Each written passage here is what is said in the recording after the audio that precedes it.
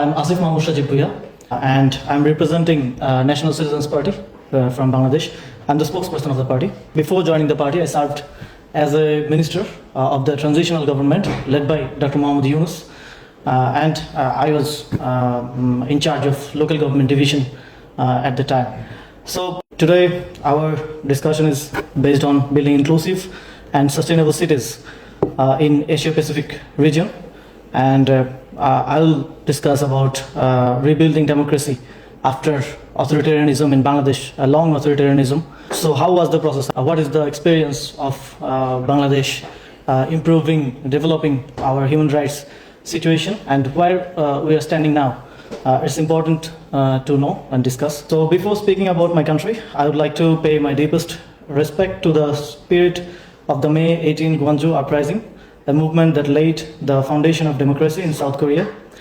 As I walked through the May 18 archives and the National Cemetery during the Human Rights Tour organized by this forum, I felt an overwhelming sense of familiarity. It reminded me deeply of our own July uprising of 2024 in Bangladesh, a mass uprising in which around 1,400 people lost their lives, demanding dignity, justice, and democratic rights. On the 5th of August 2024, Sheikh Hasina fled the country in the face of that resistance, and we formed a transitional government under Nobel Peace Laureate Professor Mohammad Yunus.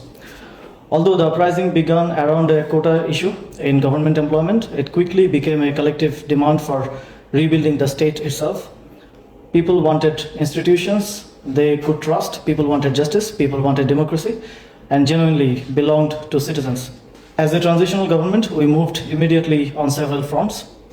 On accountability and human rights, we initiated legal process regarding the killings during the uprising, established a fact-finding commission on enforced disappearance, which revealed that more than 4,000 people had been victims over the years, and signed the International Convention for the protection of all persons from enforced disappearance.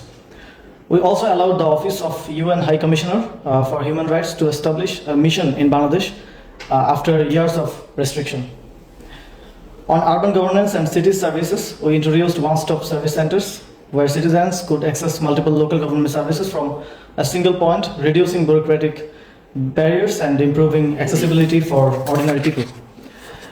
On youth and civic participation, many students who had led the uprising became directly involved in urban initiatives. For example, students were engaged in traffic management efforts in Dhaka, contributing to public discipline and awareness while also gaining part-time employment opportunities. We also emphasized gather youth participation in urban governance and policy discussions. On inclusion and dignity for marginalized communities, housing initiatives were introduced for waste collectors and sanitation workers, whose contribution to city life is often invisible. Efforts are also made to strengthen urban healthcare centers and improve access to basic health services for people in densely populated communities.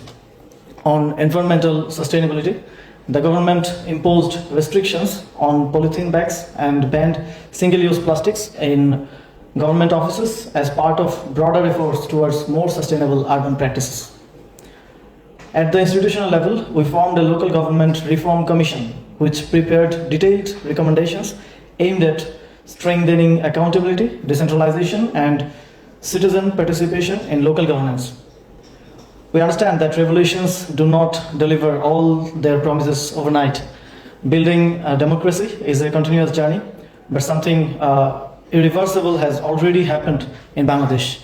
An entire generation has become politically awakened, and we formed a political party led by the young people and a policy-driven political party in Bangladesh.